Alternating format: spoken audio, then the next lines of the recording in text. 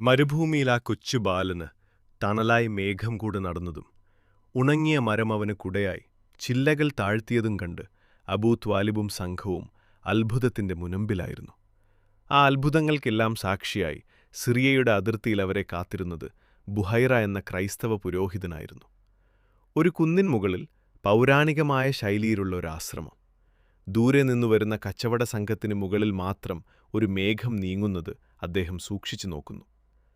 വർഷങ്ങളായി ആ ആശ്രമത്തിൽ ഏകാന്തനായി വസിക്കുന്ന ബുഹൈറ പുരാതന വേദഗ്രന്ഥങ്ങളിൽ അഗാധമായ അറിവുള്ളവനായിരുന്നു. ആയിരക്കണക്കിന് കച്ചവട സംഘങ്ങൾ ആ വഴി കടന്നുപോകാറുണ്ട്.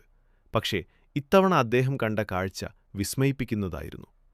കത്തുന്ന വെയിലിൽ ആ വലിയ സംഘത്തിലെ ഒരേയൊരു ഒട്ടകത്തിന് മുകളിൽ മാത്രം ഒരു മേഘത്തുണ്ട് തണൽ വിരിച്ചു നീങ്ങുന്നു. അന്ത്യപ്രവാചകന്റെ വരവിനെക്കുറിച്ച് തന്റെ വേദഗ്രന്ഥങ്ങളിൽ വായിച്ച അതേ അടയാളം. ബുഹൈറ പരിഭ്രമത്തോടെ തന്റെ പക്കലുള്ള പുരാതനമായ തോലുകളിൽ എഴുതിയ ഗ്രന്ഥങ്ങൾ മറച്ചു നോക്കുന്നു. പ്രവാചകന്റെ അടയാളങ്ങൾ അദ്ദേഹം വിറയ്ക്കുന്ന കൈകളോടെ ഒത്തുനോക്കുന്നു. സംഘം ആശ്രമത്തിന് താഴെ വിശ്രമിക്കാനിരുന്നപ്പോൾ ബുഹൈറ വീണ്ടും നിരീക്ഷിച്ചു.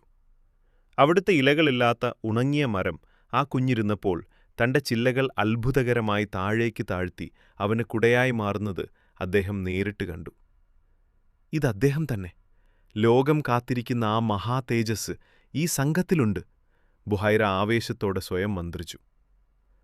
ബുഹൈറ തന്റെ സഹായികളോട് വലിയൊരു വിരുന്ന് തയ്യാറാക്കാൻ ആവശ്യപ്പെടുന്നു. സംഘത്തെ വിരുന്നിനായി ക്ഷണിക്കാൻ ഒരാളെ അയക്കുന്നു. തന്റെ പതിവ് ശീലങ്ങൾ മാറ്റിവെച്ച് ബുഹൈറ ആ കച്ചവട സംഘത്തെ വിരുന്നിന് ക്ഷണിച്ചു.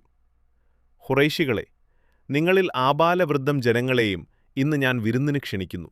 ഒരാൾ പോലും വരാതിരിക്കാൻ ശ്രദ്ധിക്കണം. അബൂ ത്വാലിബും സംഘവും അത്ഭുതപ്പെട്ടു. ബുഹൈറ, വർഷങ്ങളായി ഞങ്ങൾ ഈ വഴി പോകുന്നു. പക്ഷെ അങ്ങൊരിക്കലും ഞങ്ങളെ ഇങ്ങനെ സ്വീകരിച്ചിട്ടില്ലല്ലോ. ഇന്നെന്താണ് ഇത്ര പ്രത്യേകത? അവർ ചോദിച്ചു. അബൂ ത്വാലിബും മുതിർന്നവരും വിരുന്നിനായി ആശ്രമത്തിലേക്ക് കയറുന്നു. എന്നാൽ ബാലനായ മുഹമ്മദിനെ സാധനങ്ങൾ കാവൽ നിൽക്കാൻ അവർ ആ മരച്ചുവട്ടിൽ തന്നെ നിർത്തുന്നു. വിരുന്നിനെത്തിയ ഓരോരുത്തരുടെയും മുഖത്തേക്ക് ബുഹൈറ സൂക്ഷിച്ചു നോക്കി. തന്റെ വേദഗ്രന്ഥങ്ങളിൽ താൻ വായിച്ച ആ തേജസ്സുള്ള മുഖം അവിടെയെങ്ങും കണ്ടില്ല. ബുഹൈറയുടെ മുഖത്ത് നിരാശ പടർന്നു. അദ്ദേഹം അബൂ ത്വാലിബിനോട് ചോദിച്ചു, ഖുറൈശികളെ, നിങ്ങളിൽ ആരെങ്കിലും വരാൻ ബാക്കിയുണ്ടോ? ആരെയും ഒഴിവാക്കരുത് എന്ന് ഞാൻ പ്രത്യേകം പറഞ്ഞിരുന്നല്ലോ. അതെ, ഒരു ചെറിയ ബാലൻ മാത്രം. ഒട്ടകങ്ങൾക്ക് കാവൽ നിൽക്കാൻ അവിടെയുണ്ട്. അവനെ ഞങ്ങൾ കൊണ്ടുവന്നില്ല. ബുഹൈറയുടെ കണ്ണുകളിൽ പെട്ടെന്നൊരു പ്രകാശം പടർന്നു.